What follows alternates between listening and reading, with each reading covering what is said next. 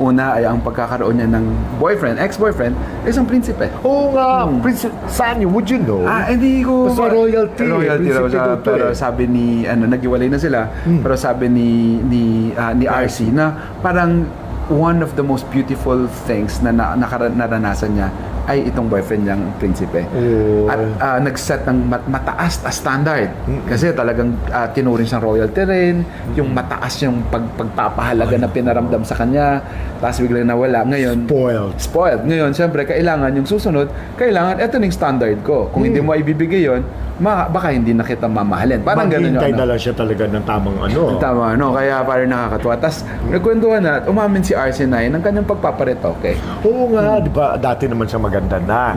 Tapos yung paretoke siya, pero was a time na parang sabi nila na hindi bumagay. Hindi maganda.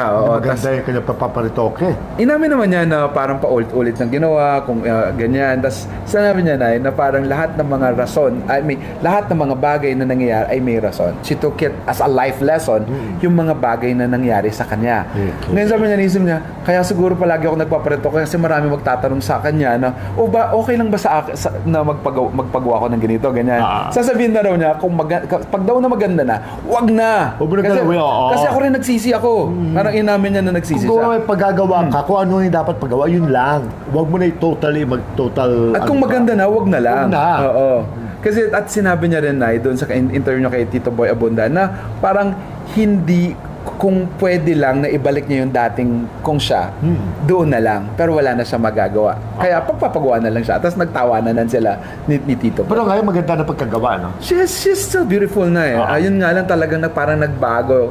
Parang magdadalawang isip. Si RC Munoz ba yun? Parang ganyan.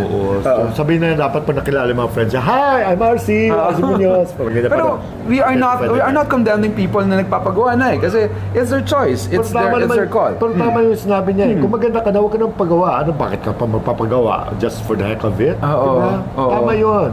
Pero kung kailangan tagabi kasi lahat sa mga artista, ang punan kasi nila syempre ay ganda. Diba? Especially mga katulad nila na syempre na may mga artista naman na iba naman ang comedy, kumbaga naman kailangan mo partoking, ganyan. Pero ito mga tulad nila kasi na